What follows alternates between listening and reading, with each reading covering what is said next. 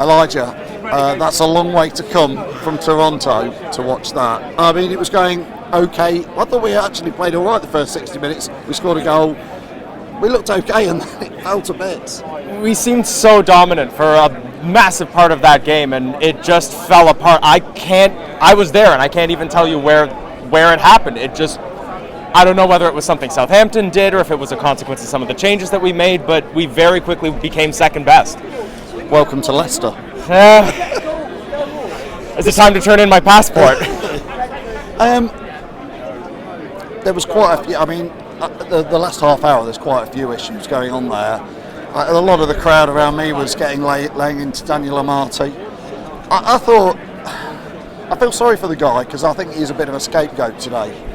It seems very easy to blame him. He made a couple of mistakes, and probably the more obvious mistakes that you could have seen, but I definitely saw touch points throughout the game where just we weren't good enough.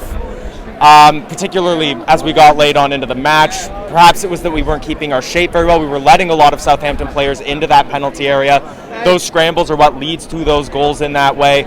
I kind of found that Castagna started looking tired towards the end of the match. I don't know why we weren't looking at more substitutions. We had those available to us, but we left players on the field who probably didn't have the energy left to keep fighting at 100%. Could Rodgers, when we went 2-1 down, what could Rodgers have done? What should he have done? Because it didn't really feel like we tried to get back in it.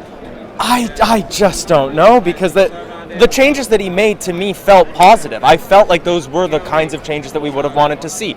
Keeping the attackers fresh, making those changes in midfield, having both Daka and Iheanacho on at the same time, those felt right to me.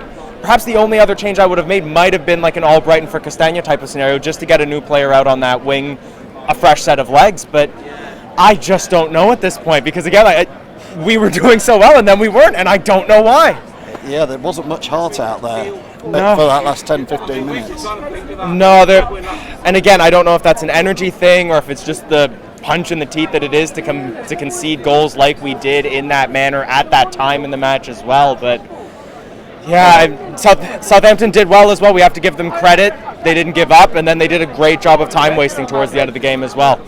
How many hours does it take you to fly back after that? 7 hours. 7 hours. Well, great effort to get here, Elijah. Obviously, Elijah does the watch along, so join him for the next one when he's back home.